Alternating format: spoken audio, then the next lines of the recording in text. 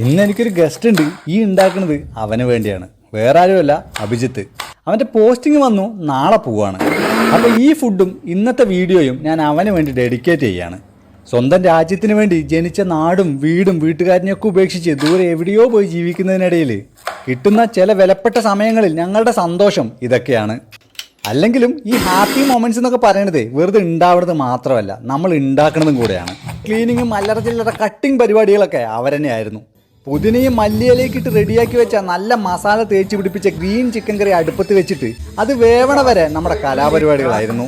വിശേഷം അത് ചെറുതായാലും വലുതായാലും കൂടെ മണിച്ചേട്ടൻ്റെ പാട്ട് കൂടെ ഉണ്ടെങ്കിൽ പിന്നെ പറയണ്ട. അങ്ങനെ അവസാനം ആഫ്രിക്കൻ ഫുഫുവും ഗ്രീൻ ചിക്കൻ കറിയും കൂട്ടി ഒരു ഊണ്.